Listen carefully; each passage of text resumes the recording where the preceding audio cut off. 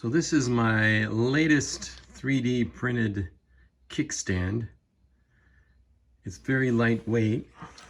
It replaces this heavy metal monster that rattles and makes a lot of noise. This one is very lightweight and doesn't make any noise on the trail. And it has spring-loaded, there's a spring inside this 1/2" ID 5/8 OD aluminum tube, and the spring and the detent are right here, so it locks in the up position and it locks in the down position. And this is what it looks like off the bike. I printed some frictional pyramids on the base to hold in the dirt, and you can see the stops there and the detents that lock it into different positions. And I printed the bracket extra heavy duty for strength. And I'll show you on the Fusion 360 what the design looks like. But I've tested it now for a couple hundred miles and it seems to be working perfectly. Very quiet on the trail. That's the main thing. The old one, the old Chinese one, is just a noisy thing.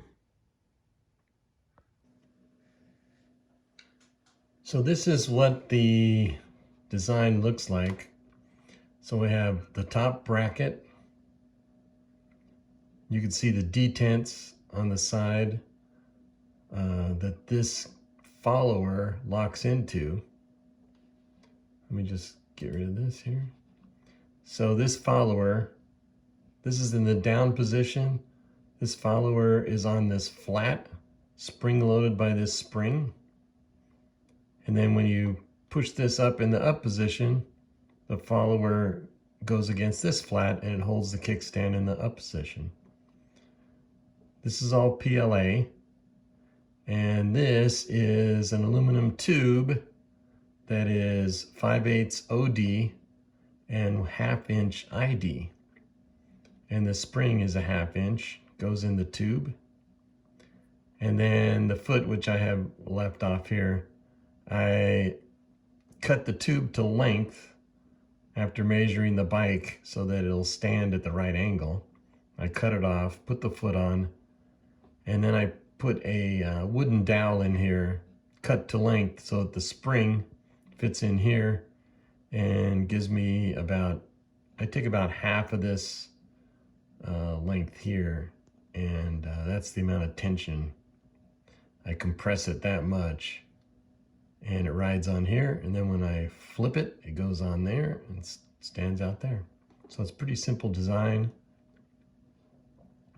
I put little pyramids on the foot so that it'd have good traction in the dirt. And I put, to hold it together, I put a little screw in the side of the foot and a little screw in the side of the head here, what I call the head. And this is where it bolts to the frame. And that's what it looks like.